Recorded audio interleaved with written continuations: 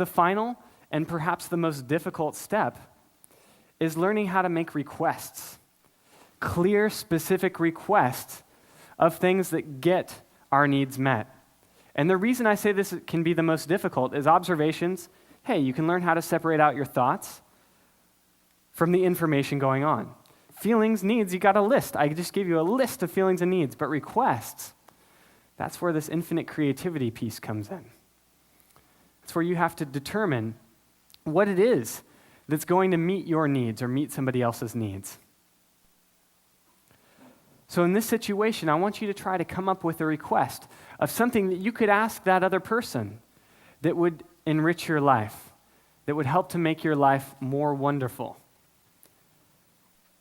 And for it to be a request, you want it to be something that is present moment, right now, as specific as you can possibly get, right? So it can't be vague, like, I want you to be nicer. How do you be nicer? Right?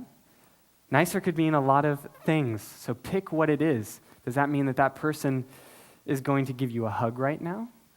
Are you going to ask for specific information back from them? Would you like to hear, for example, what they heard you say? And I included in there a sheet with some sample requests, things that could lead towards connection, things that could lead towards action, needs getting met.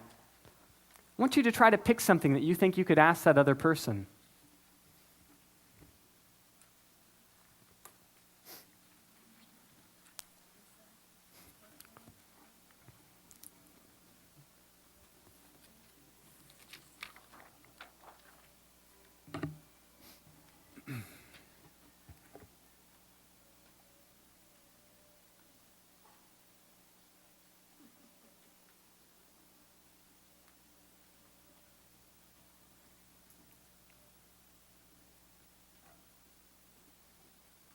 So you'll see that a lot of these, once we've shared ourselves vulnerably, sometimes we just want to check in and make sure that we were heard.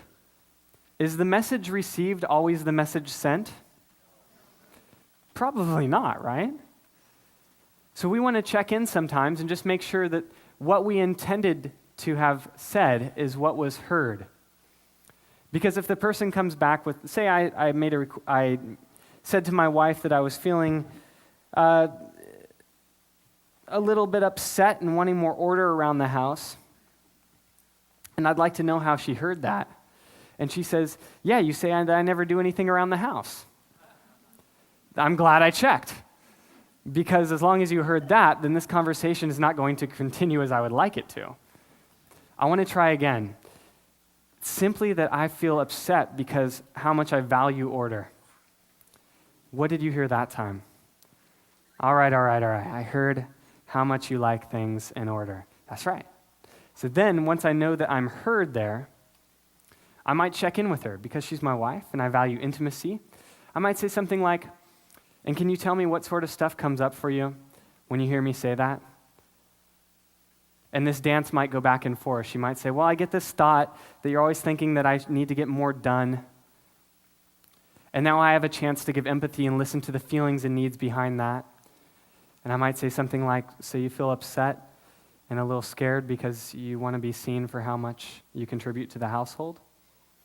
Yeah, that's it. Now we can move forward in a connected space. Okay? So this dance of nonviolent communication, compassionate communication, goes back and forth between expressing openly and honestly, owning our feelings, and then receiving empathically from the other person, hearing their feelings and needs rather than what's going on in their head. So let me hear some of the requests that you guys thought would contribute to making your life more wonderful.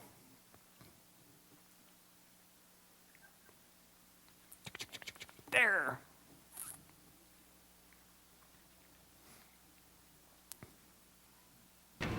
Hi, my name is Kay. This was just about sort of conflict with someone, where I said something they got angry and folks kind of. So I said I felt hurt because I needed understanding. So the question I framed was either would you be willing to hear what happened for me at that time, or would you please tell me how you heard what I said? Excellent. And so let me hear, what were your feelings and needs that were on the table before that? I really wanted to be understood. All right. So let me just check in and see if that would end up working for you. First of all, yes, I am open to hearing your experience about that. How do you like that one? I like that. I would say thank you, and I'd be like, feel very relieved that I had a chance to sort of say something else, hopefully without offending you. Now, what if the other piece is I heard that you're wanting to be understood? Yes, that's right. Isn't that satisfying? My God. I had a woman in one class that she was in her 80s, and I was doing an introductory talk like this. It was a more intimate group. And there I am putting an evaluation on something. It was a smaller group. There were less people there. I feel this is intimate. This is meeting my need for intimacy, especially that welcome. So, you guys thought that. I mean, I didn't even go there. All right. But she's 80 years old. And I reflected back, that she was just her first experience of this, reflected back simply what I had heard were her feelings and needs. The woman burst into tears. In 80 years, she had never been heard. Now, that almost brings tears to my